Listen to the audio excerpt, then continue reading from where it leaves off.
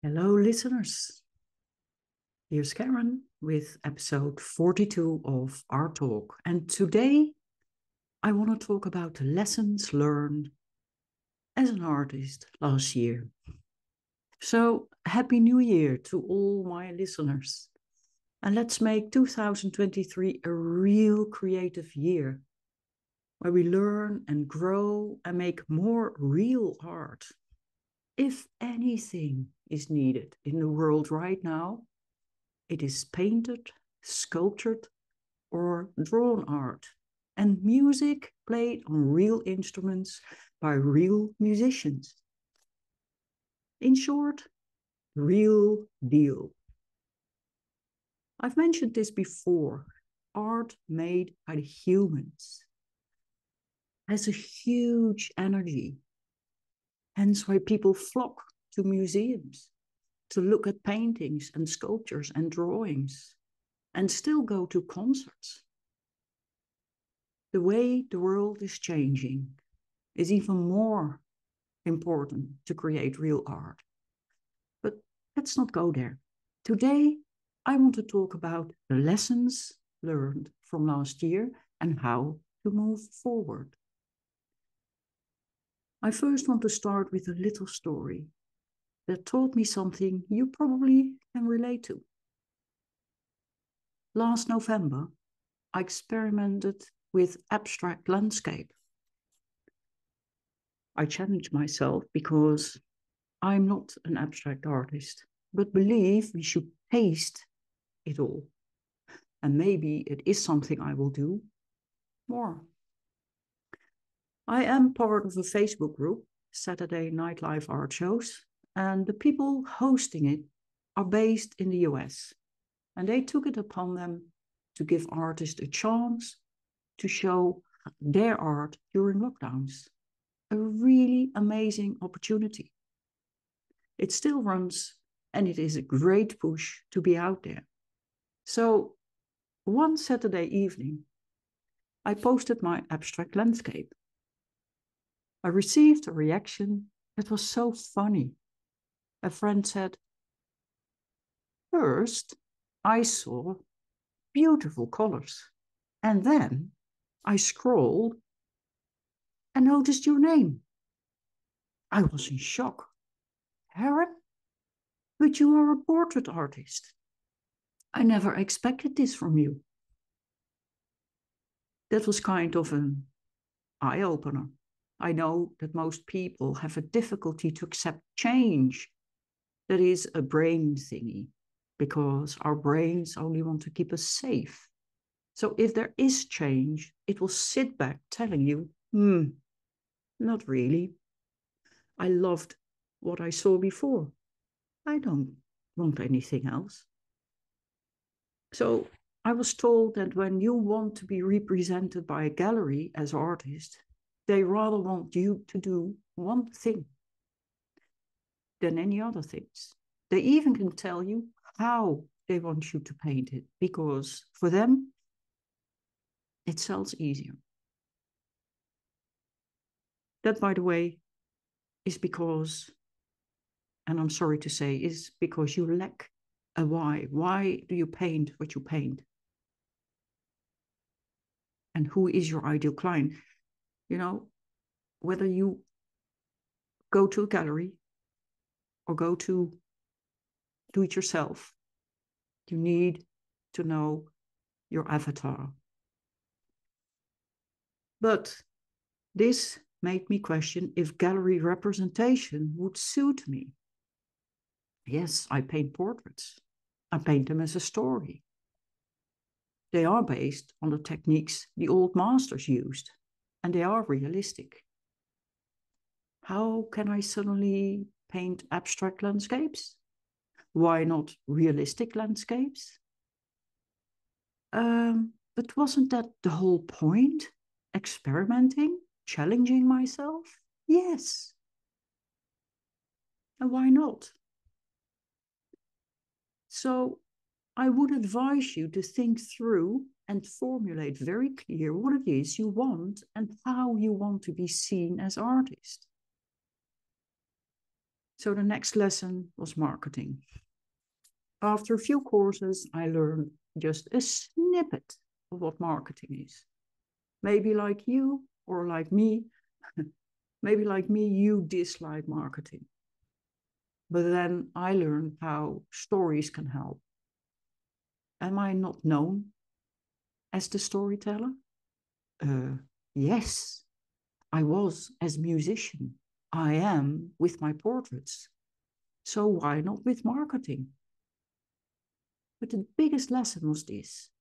And even if it was told to me several times in the courses by a great copywriter, it suddenly sank in after I listened to my mentor, who is brilliant at storytelling, but always places that story in context of what she wants you to benefit from.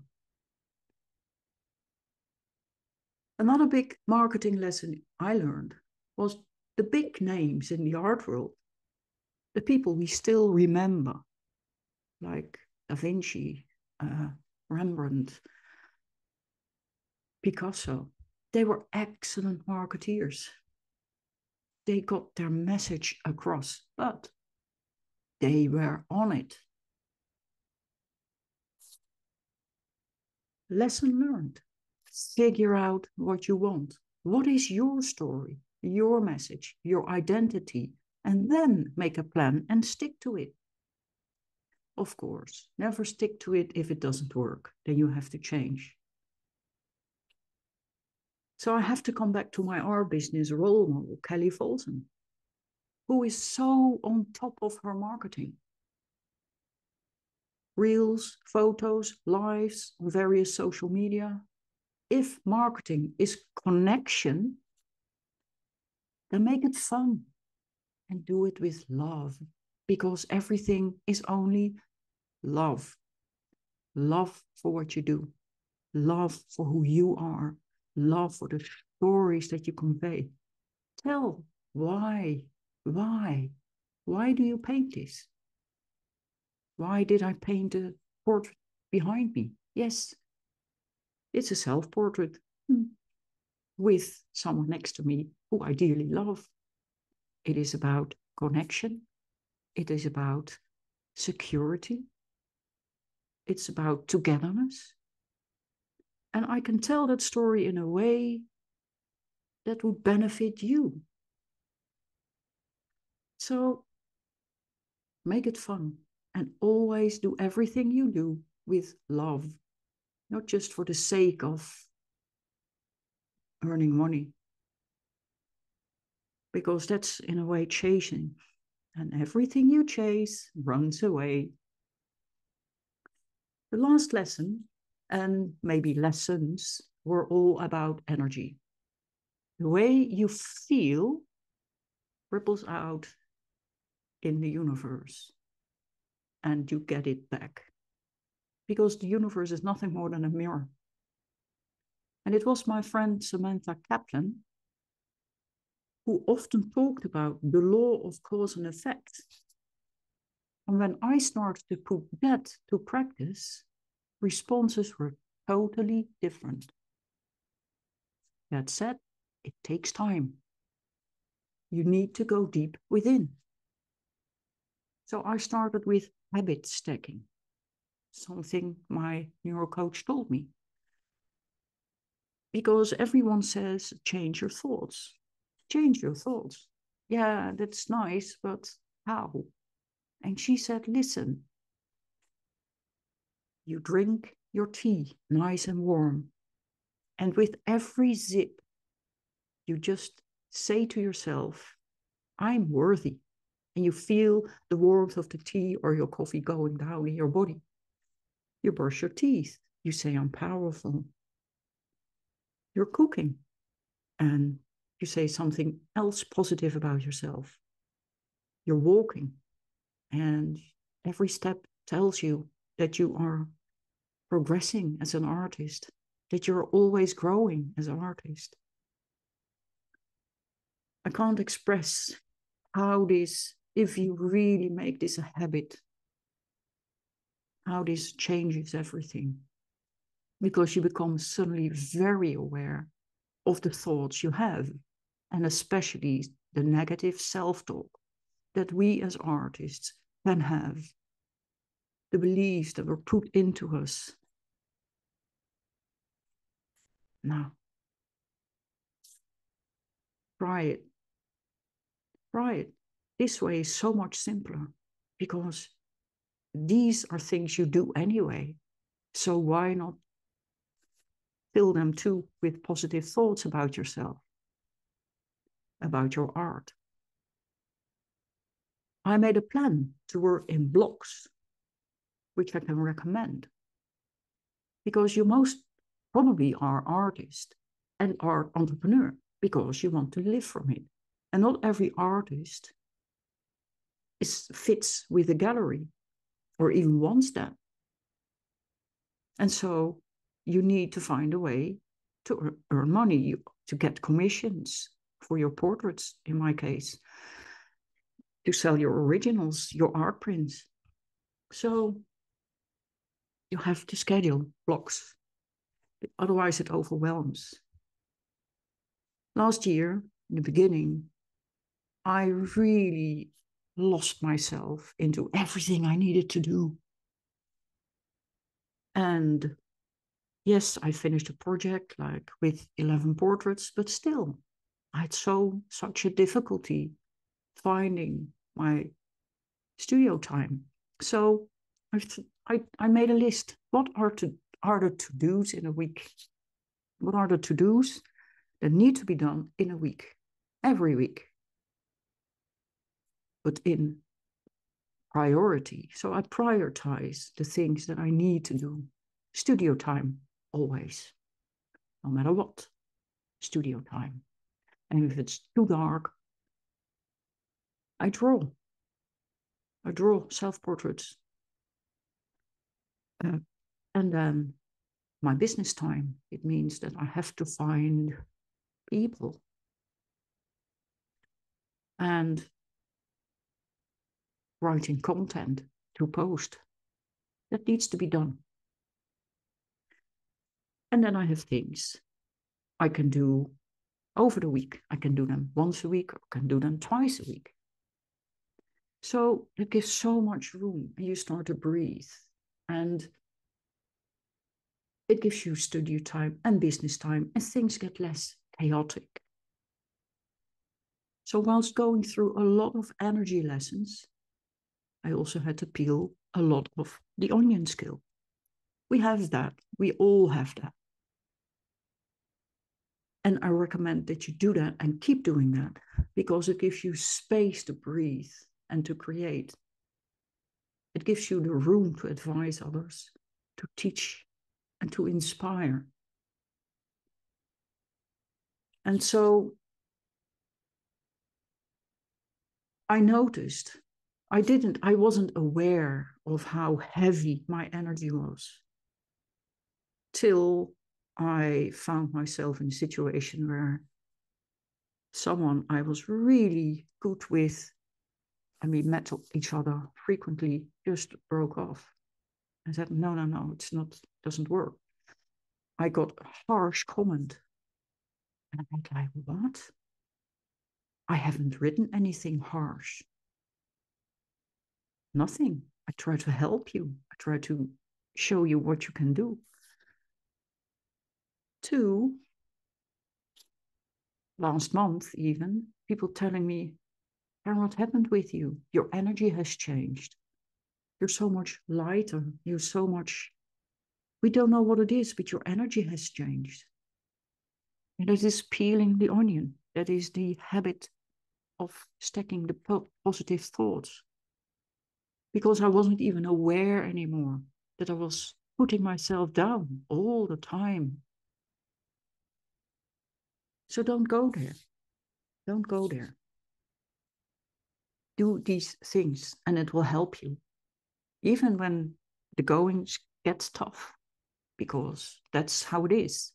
That's how it is as an artist, even if you are represented by a gallery. It's the same if you are the artist and the art entrepreneur. No matter what, And that's what my neurocoach Libby Karen said. She said, listen, when you are an entrepreneur, it doesn't matter if you earn 5, 6, 7, 8 figures. They all have overwhelm. All of them. All of them. So important lessons. And that is changing 2023. And I'm happy with that because it opens up. It gave me new opportunities. It gives me another view of life. So, my friends, 2023 will be a different way of handling things.